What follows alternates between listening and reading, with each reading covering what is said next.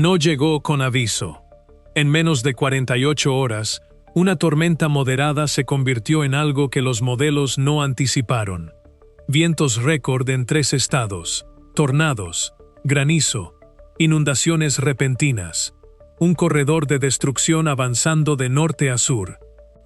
Ahora se está reorganizando y apunta directo a México, Tamaulipas, Nuevo León, Coahuila, 3 a 5 días. Pero hay algo que hace a esta tormenta diferente a cualquier otra. No llega a territorio normal. Llega a suelos secos, ríos bajos y comunidades ya golpeadas por semanas de calor extremo. Esa combinación es lo que convierte lluvia intensa en catástrofe. Dale like, suscríbete y dime en los comentarios, ¿estás en la trayectoria? Ahora, vamos a los datos. Para entender lo que viene hacia México, necesitamos entender lo que ya ocurrió al norte de la frontera, porque la historia de esta tormenta comienza varios días antes de que cualquier gota cayera sobre territorio mexicano. El sistema se originó como una vaguada de baja presión sobre las montañas rocosas, un patrón relativamente común en la primavera tardía, cuando el contraste entre el aire frío que todavía desciende desde Canadá y el aire cálido y húmedo que sube desde el Golfo de México crea las condiciones de inestabilidad que alimentan los sistemas de tormenta más violentos del continente. Lo que no fue común fue la velocidad de intensificación. En un periodo de menos de 36 horas, el sistema pasó de ser una perturbación organizada pero manejable a convertirse en un complejo de mesoscala convectiva, una estructura de tormenta de gran escala que se autosostiene y que puede mantener precipitaciones intensas, vientos destructivos y actividad eléctrica severa durante periodos de 12 a 24 horas o más. Texas fue el primer estado en sentir el impacto completo.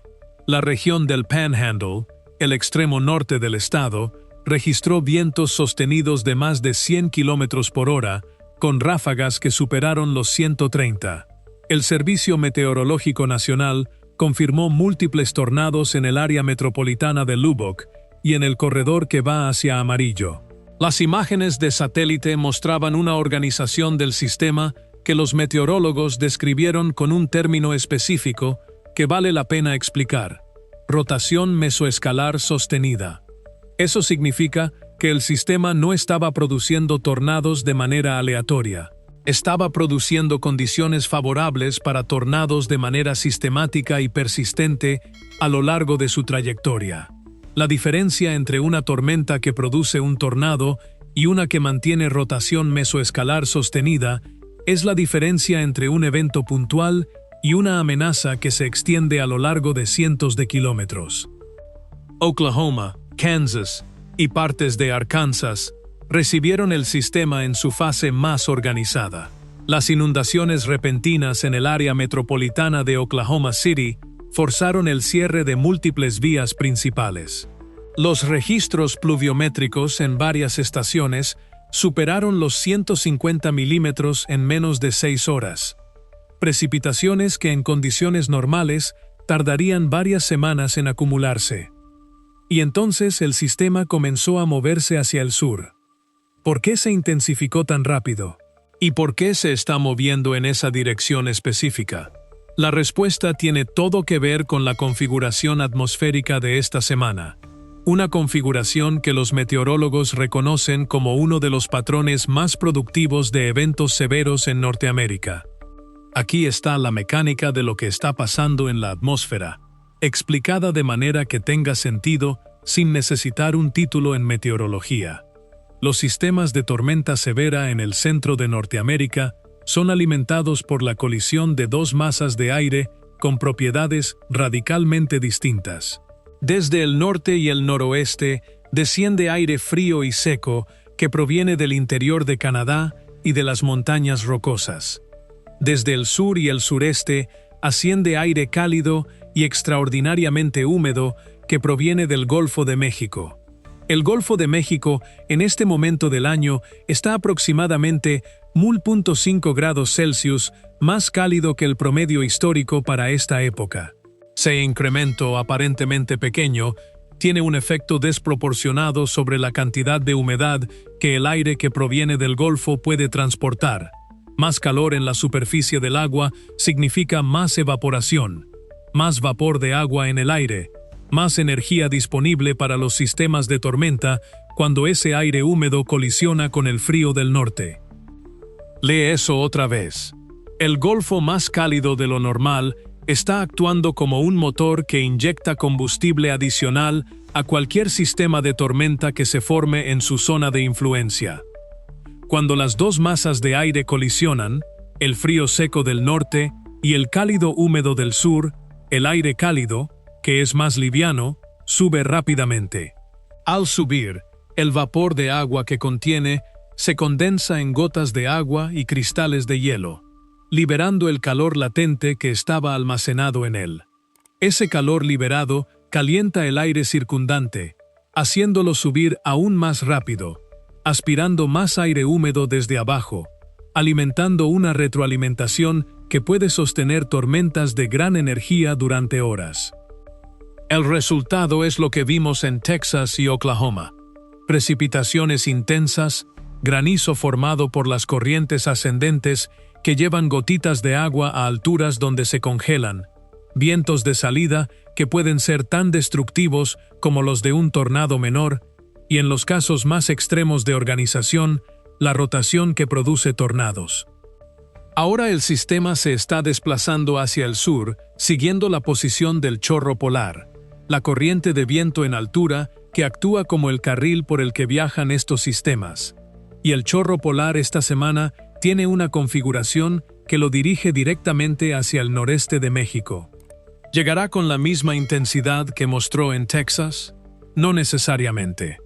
Los sistemas de tormenta pierden organización cuando cruzan terreno árido o cuando el suministro de humedad desde el Golfo se interrumpe. Pero el norte de México, específicamente el corredor del noreste, no es terreno árido en la trayectoria de este sistema. Es una región que está directamente en la zona de confluencia entre la humedad del Golfo y el aire que desciende desde el interior del continente.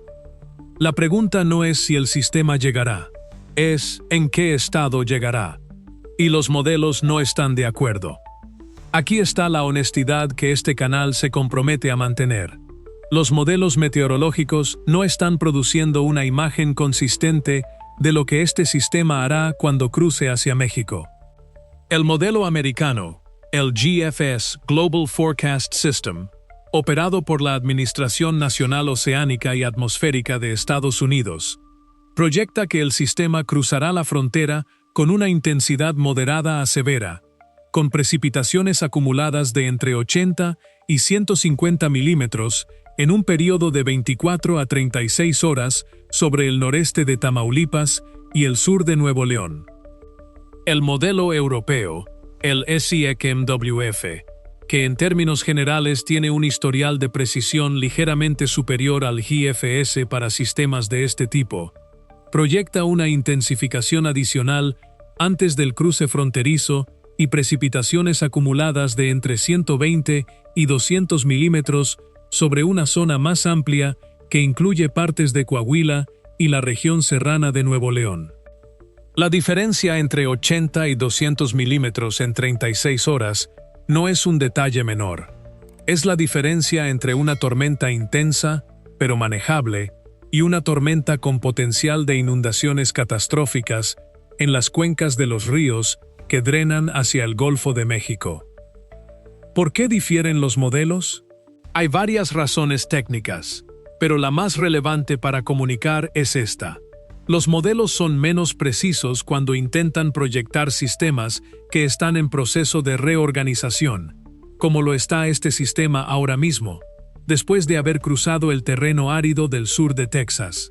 La física de cómo un sistema de tormenta se reorganiza cuando vuelve a encontrar humedad abundante del Golfo es una de las áreas donde los modelos actuales tienen mayor incertidumbre. Lo que sí coinciden ambos modelos en proyectar es esto: el sistema cruzará hacia México.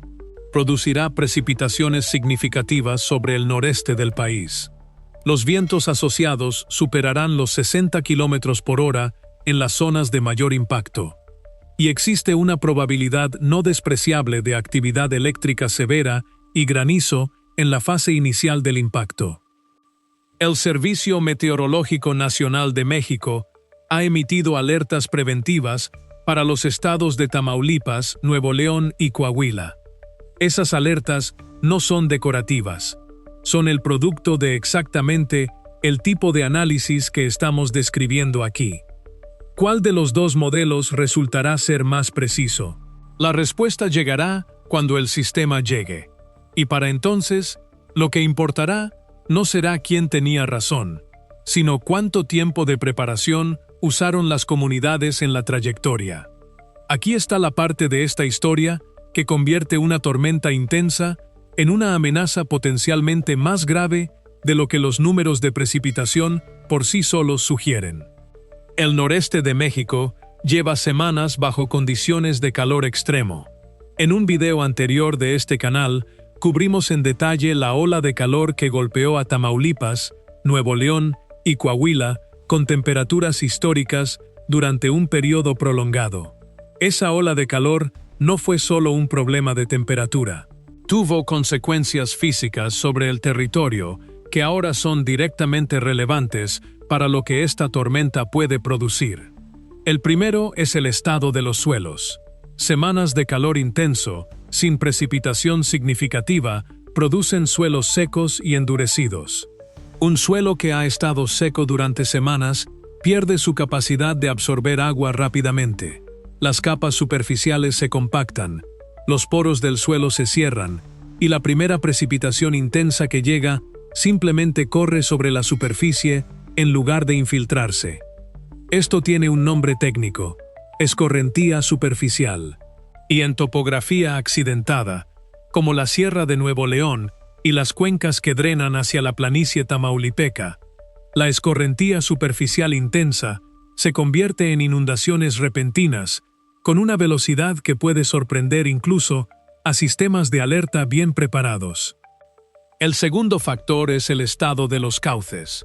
Los ríos del noreste de México, el Bravo en la frontera, el San Juan, el Pesquería, el Santa Catarina, han estado en niveles muy por debajo de sus promedios históricos durante el período de calor.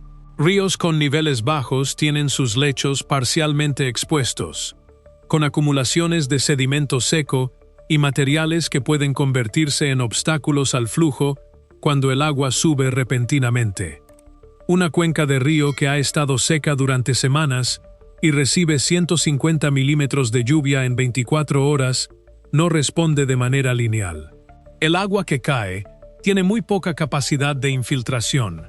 Corre sobre la superficie hacia los cauces principales, y esos cauces pueden pasar de estar casi secos a desbordar sus márgenes en cuestión de horas.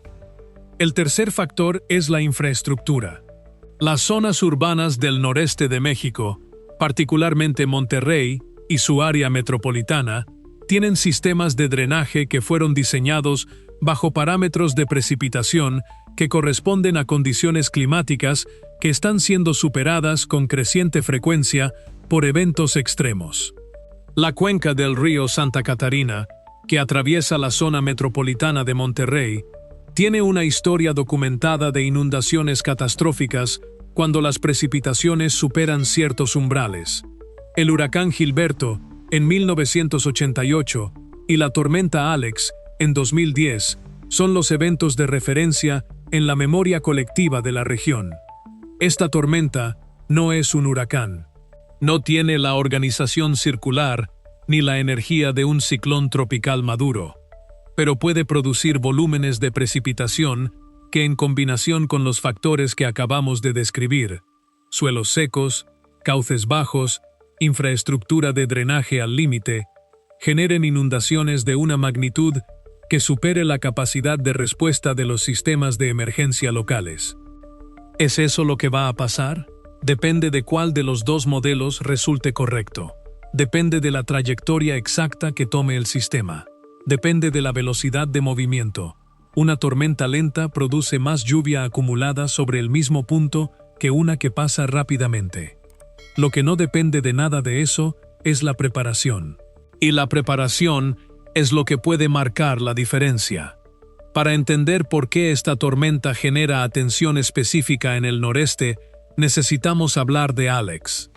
El 30 de junio de 2010, la tormenta tropical Alex tocó tierra en el noreste de México como una tormenta de intensidad moderada.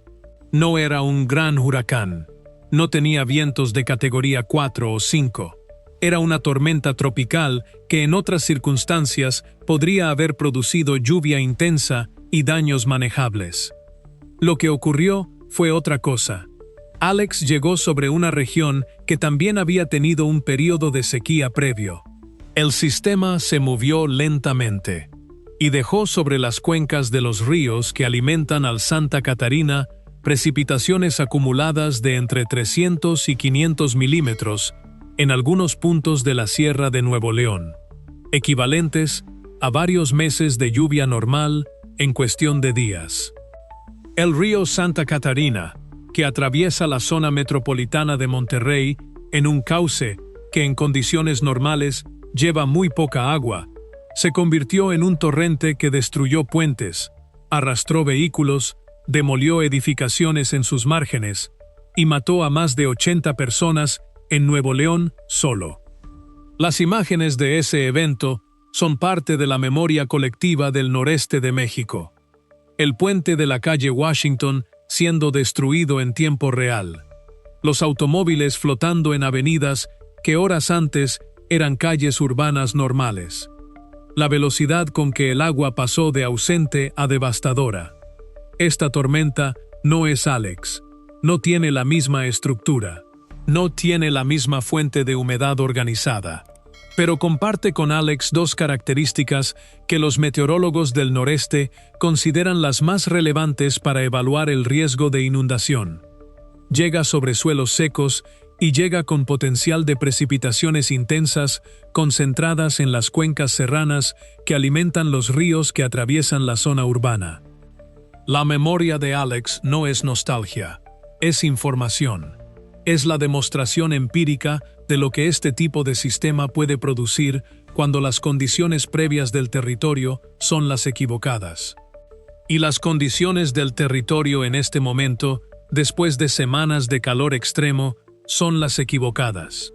Vamos al mapa con precisión, porque la trayectoria importa y las regiones afectadas no son todas iguales en términos de vulnerabilidad.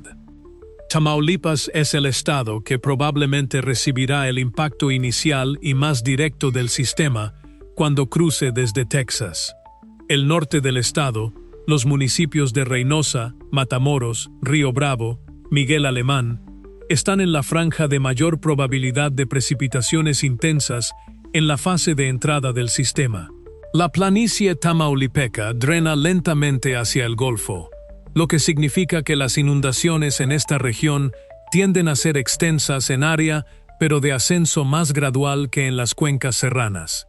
Más tiempo de advertencia, pero también más difíciles de drenar una vez que ocurren. La zona serrana de Tamaulipas y el límite con Nuevo León es la región de mayor preocupación para inundaciones repentinas. Las cuencas que se forman en la Sierra Madre Oriental, en esa zona, pueden concentrar precipitaciones de manera que los cauces receptores en la planicie baja no tienen capacidad de absorber. La combinación de topografía abrupta y suelos secos en esta zona es el escenario más desfavorable para el tipo de sistema que se aproxima. Nuevo León y específicamente el área metropolitana de Monterrey.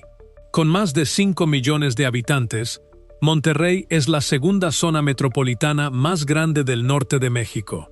Su ubicación al pie de la Sierra Madre Oriental la hace especialmente vulnerable a los sistemas que producen precipitaciones intensas en las partes altas de las cuencas serranas. El sistema de presas de Nuevo León, que incluye la presa Rodrigo Gómez y otras estructuras, tiene capacidad de laminación de avenidas, pero esa capacidad tiene límites que eventos como Alex demostraron que pueden ser superados. Coahuila recibirá el sistema en una etapa de posible debilitamiento. pero los modelos más agresivos proyectan que partes del sur del estado, particularmente el municipio de Saltillo y su zona conurbada, podrían recibir precipitaciones suficientes para causar problemas en zonas urbanas con infraestructura de drenaje limitada. San Luis Potosí y Veracruz están en la trayectoria proyectada si el sistema mantiene suficiente organización después de cruzar el noreste. Para estas regiones, el impacto sería más disperso, pero no menos significativo, particularmente en la zona de la Huasteca Potosina y el norte de Veracruz, donde los ríos que bajan de la Sierra Madre pueden responder rápidamente a precipitaciones intensas en las partes altas de las cuencas. El Servicio Meteorológico Nacional está siguiendo este sistema en tiempo real. Los estados mencionados han activado comités de protección civil. Eso es el sistema funcionando como debe funcionar. Lo que determina si ese funcionamiento es suficiente es lo que ocurra en las próximas 72 horas. Seré directo sobre los dos posibles desarrollos de este sistema en territorio mexicano, porque la honestidad sobre la incertidumbre es más útil que una proyección falsa de certeza. El primer escenario es el de impacto significativo pero manejable. En este escenario, el sistema cruza hacia México con la intensidad proyectada por el modelo americano. Precipitaciones de 80 a 120 milímetros, concentradas en 24 a 36 horas, sobre el noreste de Tamaulipas y partes de Nuevo León. Las alertas emitidas por el Servicio Meteorológico Nacional y los sistemas estatales de protección civil permiten que las comunidades en zonas de riesgo tomen medidas preventivas. Los cauces de los ríos principales suben de manera significativa, pero sin superar sus márgenes en las zonas urbanas críticas. Hay daños, inundaciones de zonas bajas, cortes de carreteras en pasos vulnerables, posibles deslizamientos en zonas serranas, pero los sistemas de respuesta de emergencia los absorben sin colapsar. Este es el escenario manejable. No es un escenario sin daños ni sin sufrimiento para las comunidades afectadas, pero es el escenario en el que la diferencia entre una tormenta severa y un desastre mayor es mantenida por la combinación de preparación y algo de suerte meteorológica. El segundo escenario es el de impacto mayor. En este escenario, el sistema se reorganiza más rápido de lo proyectado cuando vuelve a encontrar humedad del Golfo, o se mueve más lentamente de lo esperado sobre el territorio mexicano. Las precipitaciones acumuladas alcanzan los valores superiores del rango proyectado por el modelo europeo, 150 a 200 milímetros o más en puntos focales de las cuencas serranas de Nuevo León y Tamaulipas. Los ríos principales superan sus márgenes. El área metropolitana de Monterrey enfrenta condiciones similares a las de la tormenta Alex. Las carreteras principales quedan cortadas, aislando comunidades en zonas afectadas. Los sistemas de drenaje urbano colapsan en las zonas de mayor acumulación. En este escenario, el número de personas afectadas puede medirse en decenas de miles. El costo en infraestructura puede medirse en miles de millones de pesos. Y las capacidades de respuesta de emergencia de los estados afectados serían puestas a prueba de una manera que requeriría coordinación federal inmediata. ¿Cuál de los dos escenarios ocurrirá? No lo sabemos con certeza. Los modelos no lo saben con certeza. Lo que sabemos es que ambos escenarios son físicamente posibles dado el estado actual del sistema, y que la diferencia entre ellos puede determinarse en las próximas 24 a 48 horas conforme el sistema evolucione y los modelos actualicen sus proyecciones. Lo que no cambia entre un escenario y el otro es el valor de estar preparado. Si estás en Tamaulipas, Nuevo León, Coahuila o en cualquier región en la trayectoria proyectada de este sistema, hay acciones concretas que puedes tomar en las próximas horas que aumentan significativamente tu seguridad. Primero, sigue los canales oficiales del Servicio Meteorológico Nacional y de la Protección Civil de tu estado. no las redes sociales generales, los canales oficiales. En México, el SMN emite boletines de alerta temprana que contienen información específica sobre intensidad, trayectoria y tiempos de impacto. Esos boletines son tu mejor fuente de información actualizada. Segundo, si vives en zona de inundación, en márgenes de ríos, en barrancas, en zonas bajas que han inundado antes, no esperes a que el agua suba para salir. La característica más letal de las inundaciones repentinas es precisamente su velocidad. Cuando el agua comienza a subir rápido, el tiempo disponible para evacuar se reduce a minutos. Tercero, ten preparado lo básico: agua potable para al menos 72 horas. Medicamentos, documentos, linterna y baterías. Un plan de dónde ir si tienes que salir de tu casa. Y ese plan debe incluir una ruta que no cruce arroyos o cauces que puedan estar crecidos. Cuarto, no cruces cauces crecidos en vehículo. Es el consejo que los sistemas de protección civil repiten en cada evento de lluvias intensas, y que cada evento de lluvias intensas demuestra que no se sigue suficientemente. El agua corriente tiene una fuerza que la mayoría de las personas subestima dramáticamente. 30 centímetros de agua en movimiento rápido pueden arrastrar un vehículo. Quinto, si eres de las personas que tiende a pensar que las alertas son exageradas porque las tormentas anteriores no resultaron tan graves, considera que la variabilidad de estos sistemas es precisamente lo que hace que la preparación siempre valga la pena. El costo de prepararte para una tormenta que resulta moderada es mínimo. El costo de no prepararte para una tormenta que resulta severa puede ser irreversible. En menos de 48 horas, un sistema de tormenta que no estaba en la agenda de casi nadie se convirtió en el evento meteorológico más significativo del continente en este momento.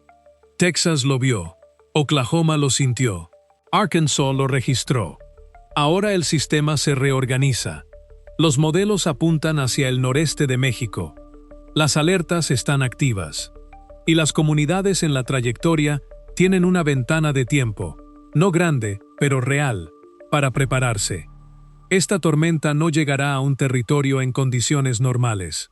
Llegará a suelos secos, a cauces bajos, a una región que lleva semanas bajo estrés climático. Y esa combinación es exactamente lo que convierte una tormenta en algo más que una tormenta. No sabemos con certeza cuál de los dos escenarios ocurrirá. Los modelos no están de acuerdo.